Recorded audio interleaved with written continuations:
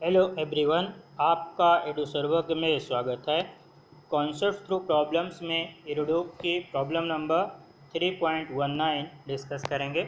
हमसे कह रहा है a very long uniformly charge thread, एक very long uniformly charge thread है oriented along the axis of a circle of radius R, और जो कैपिटल आर रेडियस का एक सर्कल है उसके एक्सिस के अलॉन्ग ओरिएंटेड है, रेस्ट और वो रेस्ट करता है ऑन इट्स सेंटर, इस सर्कल के सेंटर पे, with one of the ends, मतलब इस थ्रेड का एक एंड इस जो सर्कल है कैपिटल आर रेडियस का, मतलब ये जो सर्कल हमने ग्रीन कलर से शो कर रखा है, इसके सेंटर पर इस थ्रेड का एक एंड लाई कर रहा है और ये थ्रेड यूनिफॉर्मली चार्ज्ड है।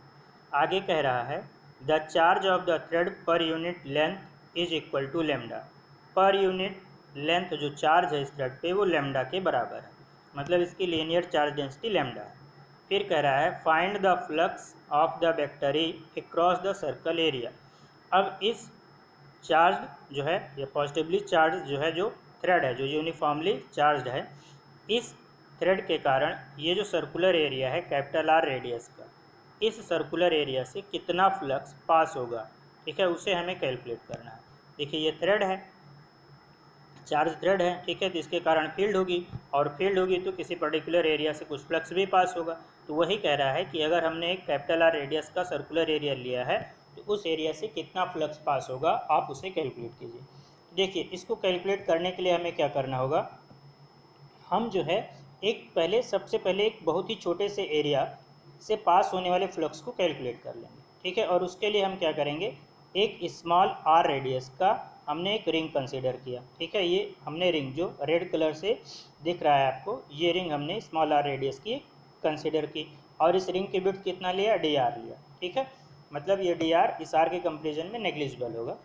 अब ये जो रिंग है हमारी, ये जितना एरिया इनक्लोज कर रहा है उस एरिया से पास होने वाला पहले फ्लक्स कैलकुलेट करेंगे।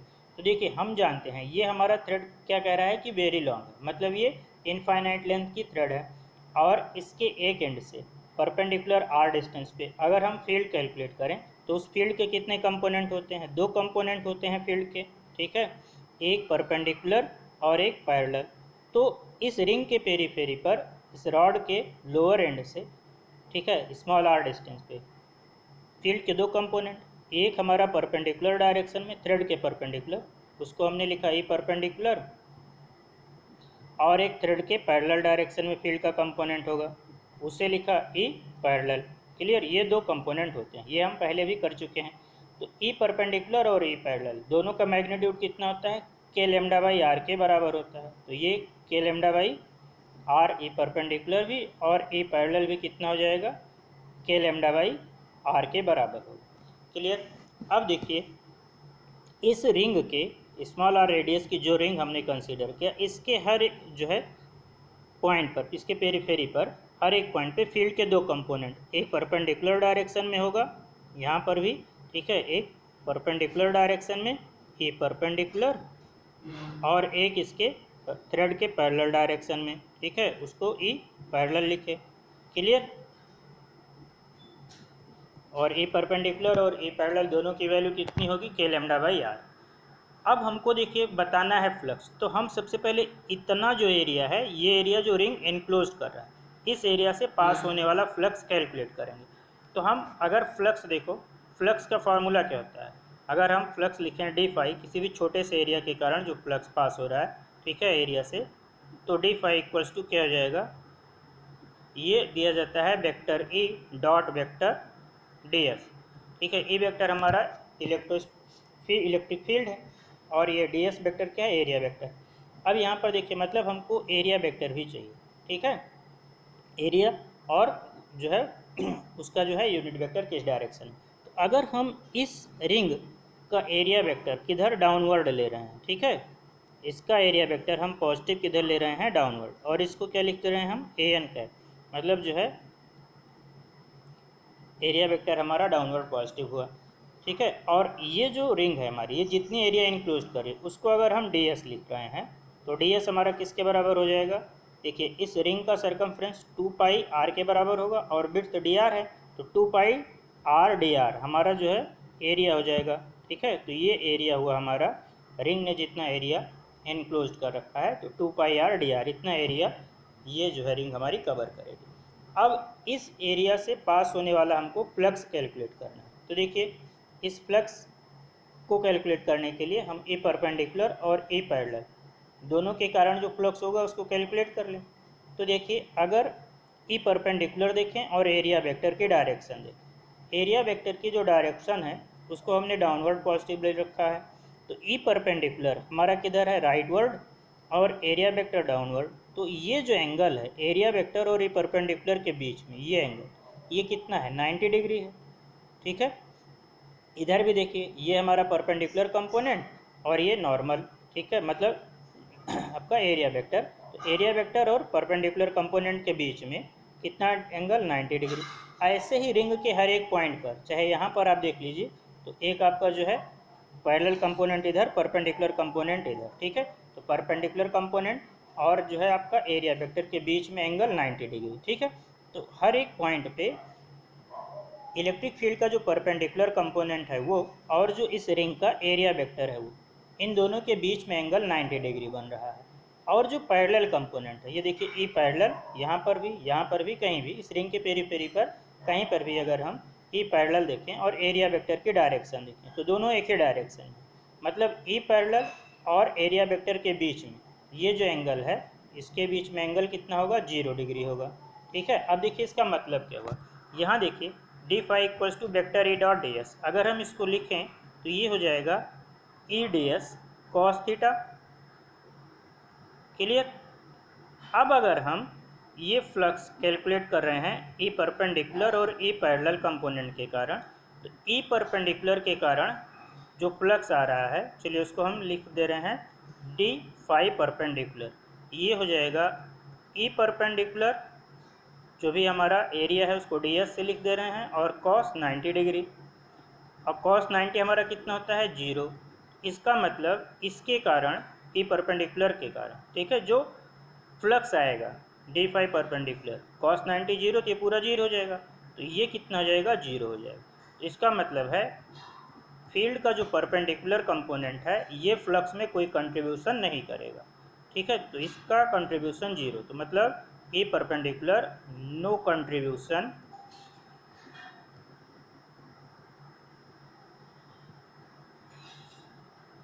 Into flux. क्लियर। अब देखिए डी फाई जो इलेक्ट्रिक फील्ड का पैरेलल कंपोनेंट है उसके कारण कितना होगा, अगर हम ये देखें, इसको हम लिख दे रहे हैं डी फाई पैरेलल, तो डी फाई पैरेलल क्या हो जाएगा, देखिए ई पैरेलल और एरिया वेक्टर के बीच एंगल 0 डिग्री, तो हम इसको लिख दे रहे हैं E parallel D s cos 0 degree, और कॉस 0 डिग्री कितना होता है, 1, तो ये हमारा हो जाएगा, चलिए इसको यहाँ लिख दे रहे हैं, तो ये हमारा हो जाएगा ई पैरेलल इंटू डी एस। इसका मतलब केवल यही परपेंडिकुलर कंपोनेंट ही, सॉरी पैरेलल कंपोनेंट ही आपका कंट्रीब्यूट करेगा फ्लक्स में। इस रिंग से जो फ्लक्स पास होगा वो केवल और केवल, ठीक है, किसके कारण होगा, पैरेलल कंपोनेंट के कारण, ए पैरेलल कंपोनेंट के कारण होगा, और परपेंडिकुलर कंपोनेंट का कोई भी कंट्रीब्यूशन नहीं होगा फ्लक्स को पास करने में। तो इसका मतलब क्लियर है कि हमारे पास जो फ्लक्स होगा, ठीक है, flux will be only due to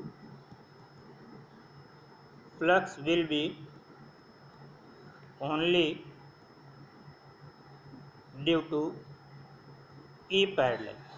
ठीक, अब हम देखिए ये जो रिंग है, इस छोटे से एरिया के कारण, रिंग द्वारा जो एरिया इंक्लोज किया जा रहा है, इस छोटे से एरिया से जो फ्लक्स पास हो रहा है, ठीक है, उसको हम अगर डी फाई लिख रहे हैं, तो डी फाई हमारा किसके कारण, डी पैरेलल ही होगा, तो ठीक है, उसको हम डी फाई लिख दे रहे हैं। तो डी फाई हमारा किसके कारण, पैरेलल कंपोनेंट के कारण। ठीक है, इतने एरिया में रिंग ने जितना एरिया इंक्लोज किया, डी फाई, तो डी फाई हम क्या लिख सकते हैं, d phi will be equals to E parallel into d S.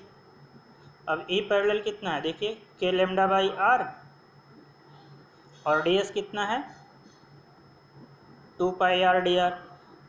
तो इस आर से ये आर कैंसिल हो जाएगा और हमारा डी फाई क्या आ जाएगा, डी फाई इक्वल्स टू के लेमडा 2 पाई D r.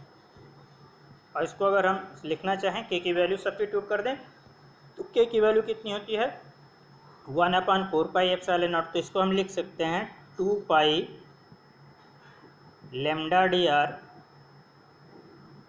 Upon 4 pi epsilon nought, और ये 2 पाई और ये 4 पाई 2 टाइम्स। तो हमारा डी फाई मिल जाएगा हमको, d phi will be lambda d r upon 2 epsilon naught. तो ये हमको जो रिंग द्वारा या रिंग ने जितना एरिया इनक्लोज किया उससे पास होने वाला फ्लक्स मालूम चल गया। ठीक है, ये हमारा फ्लक्स है, फ्लक्स पासिंग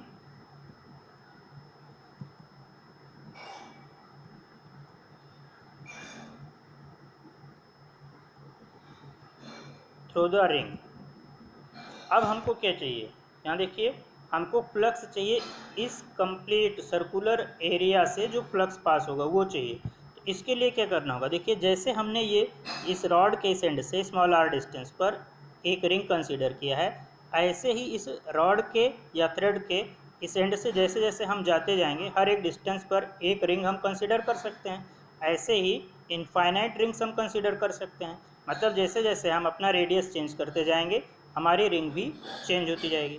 मतलब अगर हम कंप्लीट एरिया के कारण फ्लक्स कैलकुलेट करना चाहें तो हमारा जो आर है, ठीक है, ये कहाँ से कहाँ तक वेरी करेगा, ये जो रेडियस हमको वेरी कराना पड़ेगा कहाँ से, 0 से लेके और यहाँ तक हमें कैलकुलेट करना है सर्कुलर एरिया तक। ठीक है, तो उसकी रेडियस कितनी, कैपिटल आर। तो जो आर रेडियस रिंग की है उसका वेरिएशन कहाँ से कहाँ तक, 0 से लेके कैपिटल आर तक अगर हम वेरी करा देंगे तो ये हमारा जो है कंप्लीट जो सर्कुलर एरिया है ये कवर हो जाएगा। तो अगर हमको फाई नेट चाहिए तो फाई नेट हमारा क्या हो जाएगा, phi net will be integration of d phi, this will be integration of lambda d r upon 2 epsilon naught. Clear. और यहाँ पर देखिए आर की लिमिट कहाँ तक, 0 से आर तक, तो उसकी लिमिट हमने रख दिया 0 टू कैपिटल आर। तो फाई नेट हमारा हो जाएगा, फाई नेट विल बी जो कांस्टेंट उसे बाहर लिख दे रहे हैं, ये हो जाएगा lambda upon 2 epsilon naught integration of d r limit 0 to capital R, और ये इंटीग्रेट होके कैपिटल आर हो जाएगा। तो फाइनल हमको फाई नेट कितना मिल जाएगा, phi net will be lambda R upon 2 epsilon naught. तो ये कंप्लीट सर्कुलर एरिया से पास होने वाला फ्लक्स है, ये हमको मालूम चल गया। और यहाँ पर देखिए ये फ्लक्स हमारा पॉजिटिव होगा या नेगेटिव होगा। ठीक है, मतलब ये इनकमिंग होगा या आउटगोइंग होगा, ये डिपेंड किस पे करेगा, इस एरिया वेक्टर पे। ये एरिया वेक्टर अगर डाउनवर्ड हम पॉजिटिव ले रहे हैं तो हमारा फ्लक्स जो है पॉजिटिव होगा, और अगर एरिया वेक्टर हम अपवर्ड ले रहे हैं, ठीक है, तो हमारा जो फ्लक्स होगा ये नेगेटिव होगा। क्लियर। तो ये फ्लक्स हमारा जो lambda R upon 2 epsilon naught, ये किस पे डिपेंड करेगा, ये पॉजिटिव और नेगेटिव, ठीक है, ये डिपेंड करेगा एरिया वेक्टर पे।